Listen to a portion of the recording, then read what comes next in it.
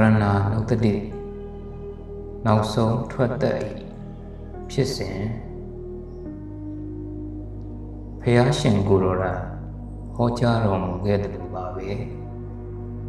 အနိစ္စဝတ္တသင်္ခါရဥပါဒဝယဓမ္မိနောဖြစ်ပေါ်လာသမျှသောသင်္ခါရတရားတို့ဟာမမြဲကြကုန်ဖြစ်ပြီးရင်ပြတ်တက်သောသဘောသာရှိကြကုန်၏ကျွန်ုပ်တို့အားလုံးဟာမွေးဖွားခြင်းရဲ့အစကိုသိခဲ့ကြပေမယ့်သိခြင်းတရားရဲ့အဆုံးသတ်ကိုတော့ကြိုတင်မသိနိုင်ကြပါဘူးသိခြင်းဆိုတာအဆုံးသတ်ပျက်စီးခြင်းတသက်မဟုတ်ပါဘူးဒါဟာဘဝဟောင်းရဲ့အဆုံးနဲ့ဘဝသစ်တစ်ခုရဲ့အစကြားကအရေးကြီးဆုံးသောအကူအပြောင်းကာလတစ်ခုဖြစ်ပါတယ်ဒီနောက်ဆုံးအခိုက်အတန့်မှာလူသားတစ်ယောက်ရဲ့ရုပ်ခန္ဓာနဲ့စိတ်ဟာဘယ်လိုမျိုးအစင်းစင်းချုပ်ငြိမ်းသွားသလဲဒီဗီဒီယိုဟာကြောက်ရွံ့စေဖို့မဟုတ်ပါမိမိတို့ရဲ့လက်ရှိအချိန်လေးကိုတန်ဖိုးထားပြီးမမေ့မလျော့မပုံမဆသတိတရားနဲ့ရှင်သန်နိုင်ဖို့တန်ဝေကယူနိုင်ဖို့မရဏနုတ္တိတစ်ချက်ပွားများနိုင်ဖို့ရည်ရွယ်တင်ဆက်ခြင်းဖြစ်ပါတယ်သိခြင်းတရားရဲ့ဖြစ်စဉ်ဟာရုပ်ခန္ဓာကစတင်ပါတယ်ကျွန်ုပ်တို့ရဲ့ခန္ဓာကိုယ်ကိုဖွဲ့စည်းထားတဲ့ဓာတ်ကြီးလေးပါးဟာသူတို့ရဲ့မူလသဘာဝအတိုင်းပြန်လည်ပြိုကွဲကြပါတယ်ပထဝီဓာတ်ခန္ဓာကိုယ်ရဲ့မာကြောခြင်းသဘောသဘင်မွေးညင်အယိုးအကျော်အသားတွေဟာဖြည်းဖြည်းချင်းအင်အားချိနဲ့လာပါတယ်ခန္ဓာကိုယ်ဟာကိုယ့်ရဲ့ထိန်ချုပ်မှုအောက်မှာမရှိတော့ပဲကြောက်တုံးကြီးတစ်ခုလိုလေးလံလာပါတယ်အာဘောဓာတ်ခန္ဓာကိုယ်ရဲ့ဖွဲ့စည်းခြင်းယိုစီးခြင်းစီးကပ်ခြင်းသဘောသွေးသဲကြည်နှံ့ချွေးစတဲ့အရည်ဓာတ်တွေဟာသူတို့ရဲ့ဖွဲ့စည်းမှုကိုမထိန်းနိုင်တော့ပါဘူးခန္ဓာကိုယ်ဟာ6တွေ့လာသလိုတနေရာမှာလဲ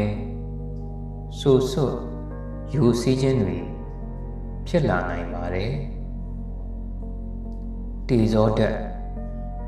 ခန္ဓာကိုယ်ရဲ့အပူဓာတ်အေးဓာတ်ခန္ဓာကိုယ်ကိုနှွေးထွေးစေတဲ့ဇီဝိမီးဟာဖြည်းဖြည်းချင်းငြိမ်းအေးလာပါတယ်ခြေပြားလက်ဖြားတွေကစပြီးတဖြည်းဖြည်းအေးဆက်လာပါတယ်ဝါယောဓာတ်ခန္ဓာကိုယ်ရဲ့တွန်းကန်ခြင်းလှုပ်ရှားခြင်းသဘောအထင်ရှားဆုံးကတော့ထွက်လေဝင်လေပါပဲထွက်သက်ဝင်သက်တွေဟာတဖြည်းဖြည်းတူတောင်းလာတယ်နှေးကွေးလာတယ်ပြီးတော့ရပ်တန့်သွားပါတယ်ခန္ဓာကိုယ်ရဲ့လှုပ်ရှားနိုင်စွမ်းအားလုံးချုပ်ငြိမ်းသွားပါတယ်ရုပ်ခန္ဓာချုပ်ငြိမ်းသွားပြီလေစိတ်ကတော့ချက်ချင်းမချုပ်ငြိမ်းသေးပါဘူးဒီကနေ့ပုဂ္ဂိုလ်တစ်ယောက်ရဲ့နောက်ဆုံးစိတ်အစဉ်စိတ်တဝိထိဟာသူ့ရဲ့ဘဝတစ်ကိုဆုံးဖြတ်ပေးမယ်အရေးကြီးဆုံးအခိုက်အတန့်ဖြစ်ပါတယ်ဒီအချိန်မှာ အာယုံ၃မျိုးတည်းကတစ်မျိုးမျိုးဟာစိတ်ရဲ့တကားဝမှာအလွန်ထင်ရှားစွာလာရောက်ထင်ပေါ်တတ်ပါတယ်။ကံအာယုံဒါဟာကိုယ်တိုင်ပြုခဲ့မှုတဲ့ကောင်းမှုကုသိုလ်ကံဒါမှမဟုတ်မကောင်းမှုအကုသိုလ်ကံတစ်ခုခုကိုယ်တိုင်ပြန်လဲမြင်ရောင်ကြားရောင်နေတာပါကမ္မနမိတ်အာယုံဒါဟာကံကိုပြုလုပ်စဉ်တုန်းကအသုံးဆောင်ပစ္စည်းကိရိယာတွေကိုပြန်လဲမြင်ရောင်တာပါဥပမာကုသိုလ်ကံပြုခဲ့သူအဖို့ဖျားပန်းသင်္ကန်းကြောင်းဇေဒီစတာတွေကိုမြင်ရောင်တတ်ပါတယ်အကုသိုလ်ကံပြုခဲ့သူအဖို့လက်နက်တငါပိုက်တေရီအိုးစတာတွေကိုမြင်ရောင်တတ်ပါတယ်ဂတိနမိတ်အာယုံဒါဟာမိမိလာရောက်ရမယ့်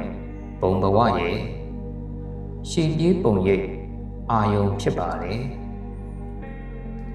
ကုသိုလ်ကံကောင်းသူများအဖို့နတ်ဗိမာန်နတ်သမီးနတ်သားစတဲ့ကြည်နူးပွေရာမြင်ကွင်းများအကုသိုလ်ကံကောင်းသူများအဖို့မိတော့မီလျံတန်ထူတန်ပူကြောက်မက်ဖွယ်ရာတတ္တဝါများစတဲ့ထိတ်လန့်ဖွယ်ရာမြင်ကွင်းများထင်ပေါ်လာတတ်ပါတယ်ဒီအာယုံ၃ပါးတွေကတပါးပါးကိုတေဂာနီပုဂ္ဂိုလ်ဟာအလွန်ထင်ရှားစွာအာယုံပြုမိပါတယ်အကယ်၍နောက်ဆုံးအာယုံဟာကုသိုလ်ကံကောင်းတဲ့နမိတ်တွေ